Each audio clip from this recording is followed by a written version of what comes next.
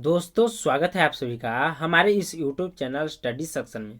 दोस्तों इस वीडियो में लेकर आए हैं विज्ञान का एग्जाम टाइप क्वेश्चन देखेंगे जो कि VVI ऑब्जेक्टिव क्वेश्चन इस वीडियो में आपको कराएंगे। दोस्तों अगर इस बार आप मैट्रिक परीक्षा 2021 का एग्जाम देने वाले हैं तो इस वीडियो को शुरू से अंत तक जरूर देखें। दोस्तों इसमें जितना भी प्रश्न आपको लिया गया है सभी जो है एग्जाम में पूछा हुआ प्रश्न है। और दोस्तों इसमें टोटल 30 प्रश्न कराएंगे और 30 प्रश्न में आपको पहले से कितने प्रश्न याद थे आप हमें कमेंट सेक्शन में जरूर बताएं। तो चलिए दोस्तों आज का पहला प्रश्न देख लेते हैं। जल्दी से वीडियो को लाइक कर दीजिए, अगर चैनल पर पहली बार जुड़े तो चैनल को सब्सक्राइब कर लीजिए और बेल आइकन को प्रेस कर दीजिए ताकि आने वाले नए वीडियो का नोटिफिकेशन आपको सबसे पहले मिल सके। तो देखिए दोस्तों आज का जो प्रश्न है कहता ओजोन परत पाई जाती है। ऑप्शन ए में दिया है स्ट्रेटोस्फीयर, ऑप्शन बी में दिया एक्सोस्फीयर, ऑप्शन सी में दिया आइनोस्फीयर और ऑप्शन डी में दिया ट्रोपोस्फीयर। तो जल्दी से इसका आंसर दोस्तों आप हमें कमेंट बॉक्स में दे दीजिए। देखिए दोस्तों आज का जो पहला प्रश्न है कहता है वंशागत नियमों का प्रतिपादन किसने किया। तो दोस्तों वंशागत नियमों का प्रतिपादन जो है ग्रेगर जॉन मेंडल के द्वारा जो है किया गया था। यानी ऑप्शन ए आपका जो बिल्कुल सही उत्तर हो जाएगा। वो दोस्तों यह काफी इंपॉर्टेंट प्रश्न है तो इसको आप अच्छी तरह से याद रखें। उसके बाद देखिए अगला प्रश्न।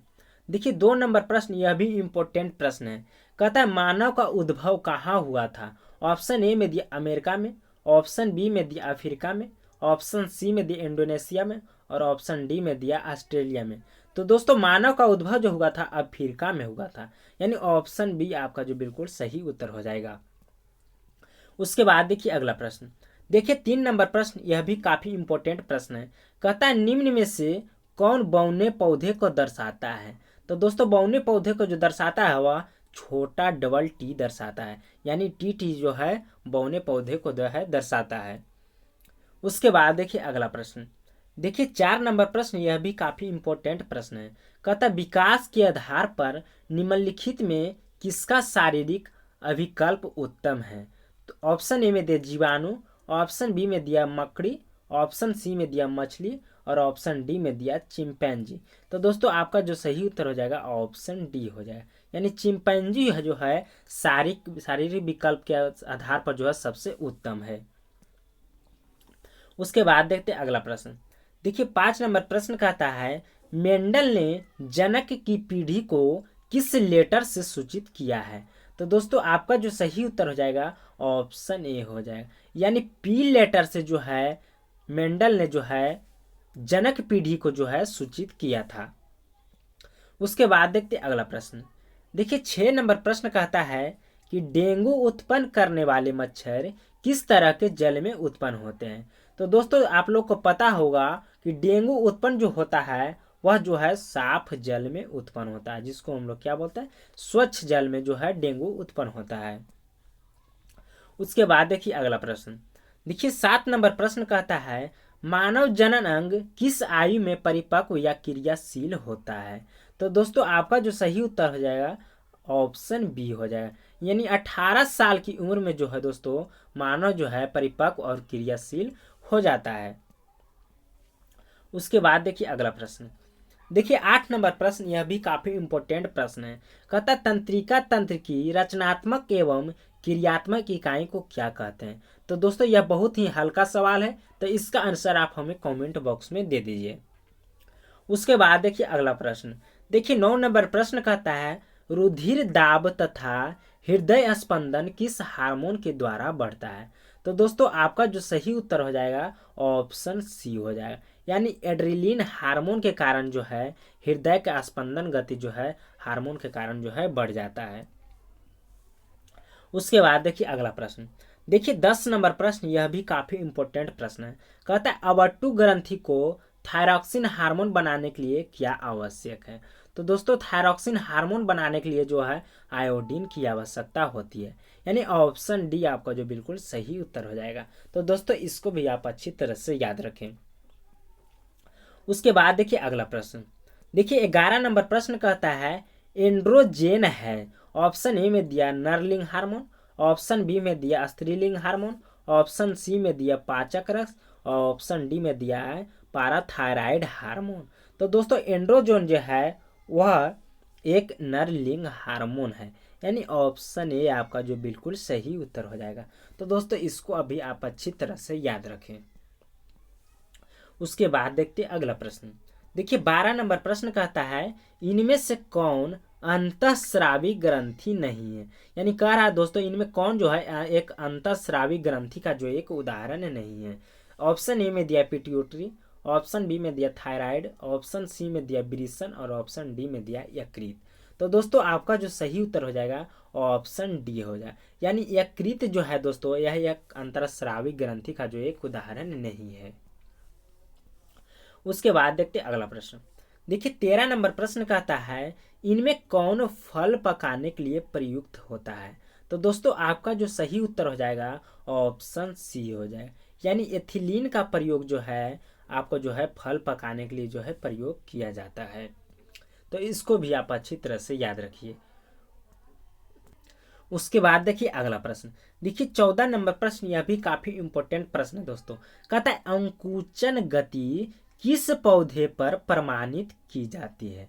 तो दोस्तों अंकुचन गति जो है वह छुई मुई के पौधे पर जो है प्रमाणित की जाती है।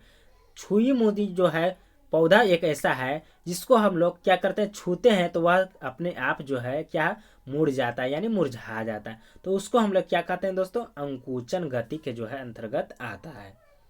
उसके बाद देखते अगला प्रश्न।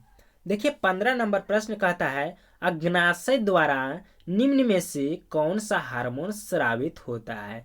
तो दोस्तों अग्नाशय द्वारा जो है वह इंसुलिन हार्मोन और ग्लूकोन जो है दोनों स्रावित होता है, यानी ऑप्शन सी आपका जो बिल्कुल सही उत्तर हो जाएगा। दोस्तों यह इंपॉर्टेंट प्रश्न है दोस्तों, तो इसको अभी आप अच्छी तरह से याद रखें। उसके बाद देखते अगला प्रश्न।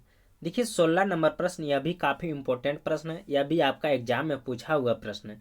कहता है कौन सा एंजाइम वसा पर क्रिया करता है। ऑप्शन ए में दिया पेप्सिन, ऑप्शन बी में दिया ट्रिप्सिन, ऑप्शन सी में दिया लाइपेज और ऑप्शन डी में दिया है एमाइलेज। तो दोस्तों आपका जो सही उत्तर हो जाएगा ऑप्शन सी हो जाएगा, यानी लाइपेज जो है आपका बिल्कुल सही उत्तर हो जाएगा। उसके बाद देखिए अगला प्रश्न। देखिए 17 नंबर प्रश्न कहता है हाइड्रा में क्या पाया जाता है। तो दोस्तों हाइड्रा में जो है वह ऑप्शन ए में दिया आपका मस्तिष्क, ऑप्शन बी में दिया तंत्रिका, ऑप्शन सी में दिया मुख और ऑप्शन डी में दिया स्पर्शक। तो दोस्तों हाइड्रा में जो है वह स्पर्शक पाया जाता है, यानी ऑप्शन डी आपका जो बिल्कुल सही उत्तर हो जाएगा। तो दोस्तों इसको भी आप अच्छी तरह से याद रखें। उसके बाद देखते अगला प्रश्न। देखिए 18 नंबर प्रश्न कहता है लाल रक्त कणिकाओं को लाल कौन बनाता है। यानी लाल रक्त कणिकाओं को जो है कौन जो है लाल बना देता है। तो दोस्तों आपका जो सही उत्तर हो जाएगा ऑप्शन बी हो जाएगा, यानी लोहे के यौगिक जो है लाल रक्त कणिकाओं को जो है क्या कर देता है, लाल बना देता है। उसके बाद देखते अगला प्रश्न। देखिए 19 नंबर प्रश्न, यह भी काफी इंपॉर्टेंट प्रश्न है। कहता है एडिनोसिन ट्राइफॉस्फेट, जिसको हम लोग क्या बोलते हैं, एटीपी बोलते हैं, वह क्या है। तो ऑप्शन ए में दिया ऊर्जा का वाहक, ऑप्शन बी में दिया ऊर्जा का संग्राहक और ऑप्शन डी में दिया ऊर्जा का सिक्का। तो दोस्तों आपका जो सही उत्तर हो जाएगा ऑप्शन डी हो जाएगा, यानी इनमें से सभी आपका जो बिल्कुल सही उत्तर हो जाएगा। उसके बाद देखते अगला प्रश्न। देखिए 20 नंबर प्रश्न कहता है प्रकाश संश्लेषण की क्रिया होती है। तो दोस्तों प्रकाश संश्लेषण की जो क्रिया होती है वह हरे पौधे में होती है, यानी ऑप्शन सी आपका जो बिल्कुल सही उत्तर हो जाएगा।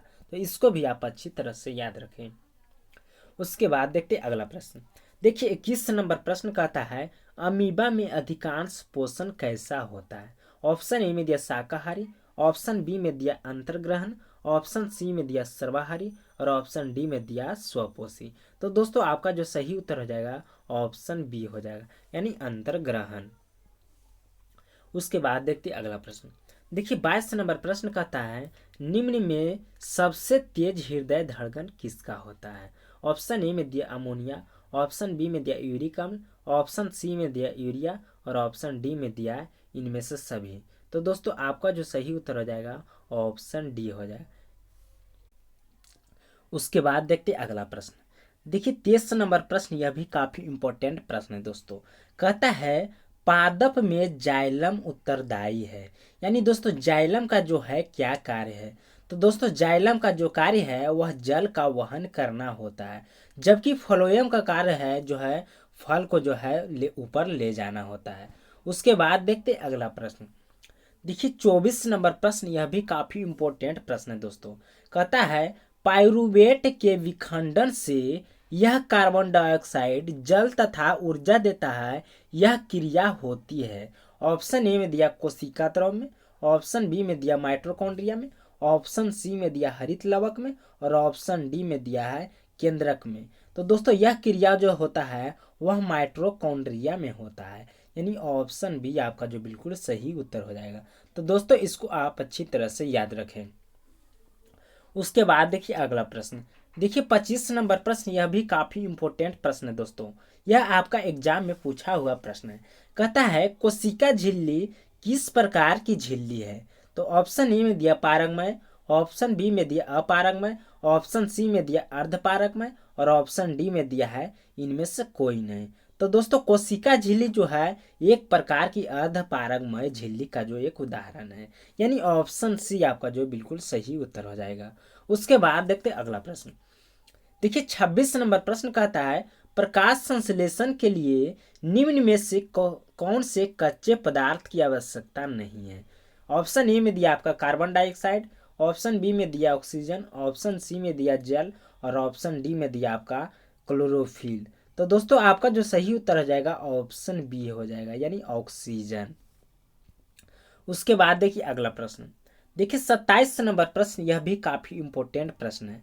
कहता है विश्राम की अवस्था में मनुष्य का हृदय 1 मिनट में कितनी बार धड़कता है।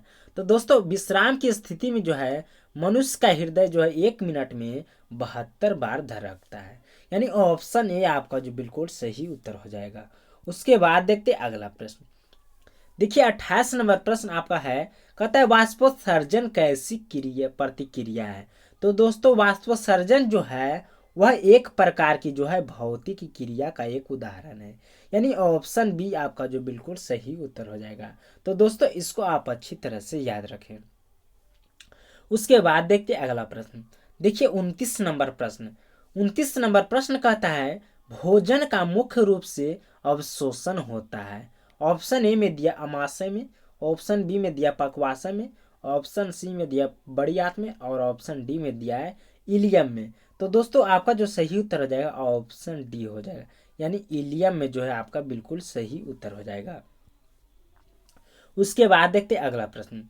देखिए 30 नंबर प्रश्न कहता है आधार नाल का सबसे लंबा भाग है, यानी आधार नाल का जो है सबसे लंबा भाग जो है कौन होता है। तो दोस्तों आधार नाल का जो सबसे लंबा भाग होता है वह छोटी आंत होता है, यानी ऑप्शन सी आपका जो बिल्कुल सही उत्तर हो जाएगा। दोस्तों आप हमें कमेंट सेक्शन में जरूर बताएं कि 30 प्रश्न में आपको पहले से कितने प्रश्न याद थे। तो दोस्तों फिलहाल के लिए इतना ही, मिलते हैं अगले वीडियो में।